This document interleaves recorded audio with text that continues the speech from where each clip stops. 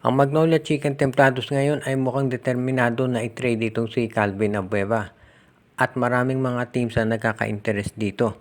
Mukhang isa doon sa mga tinitignan ngayon itong Magnolia na pwedeng mangyari ay itong si Calvin Abueva ay baka dalhin dito sa NLEX Road Warriors at posible na ang maging kapalit nito ay itong si Jonel Policarpio. Mukhang iyan ngayon ang isa doon sa mga options na gagawin itong Magnolia at ito namang NLEX ay interesado na makuha itong si Abueva dahil gusto nila na magkaroon ng mas malakas na front court. Veterano ang mga hinahanap daw ngayon ni Coach Jong Wichiko kaya mukhang ito ang trade na mangyayari ngayon. Kung sakasakali na ma-approve ito, makikita natin dito na ang Magnolia magkakaroon ng isang very promising na rookie na si Jonel Policarpio na magagamit nila dito sa kanilang lineup. Kung sakasakali na matuloy ang trade na ito, sa tingin ko magbe-benefit yung dalawang koponan.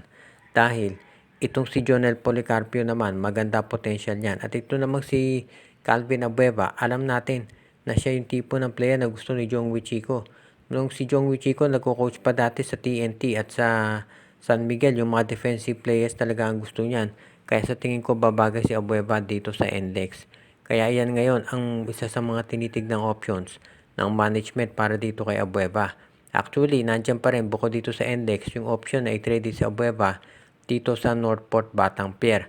At baka ang maging kapalit either to si Arvin Tolentino or si William Navarro.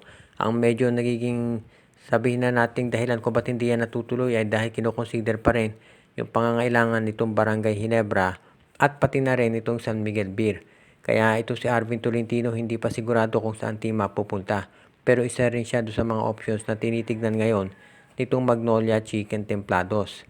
Ngayon naman, pagdating dito sa Barangay Ginebra, open daw itong Barangay Ginebra na makipag-trade sa iba't ibang koponan para kumuha nung kinakailangan na big man na magagamit para dito kay Japet Aguilar.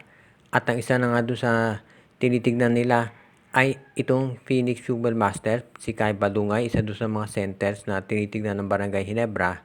Pati na rin dito sa Converge Fiber Xers na maraming paparating na mga big man na pwedeng makuha. Alam natin, of course si Justin Baltasar hindi pa kakawalan ng Converge yan. Pero itong si Ben Phillips, yan yung isa dito sa tinitignan ng Barangay Ginebra na pwede nilang makuha.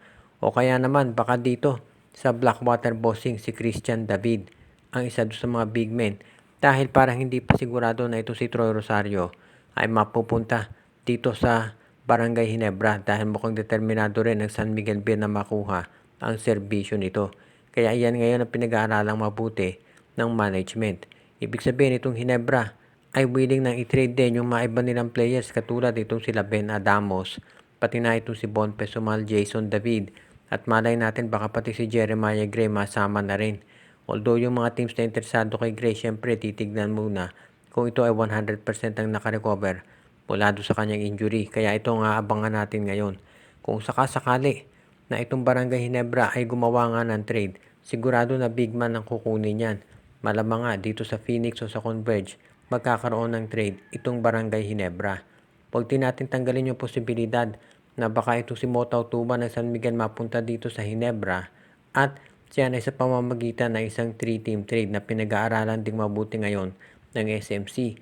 At baka masama pa nga ang Magnolia sa ganyang klaseng trade. Kaya ito nga abangan natin sa magiging resulta ng pag-adjust ng lineup nitong tatlo na SMC teams ngayon na nag-a-adjust.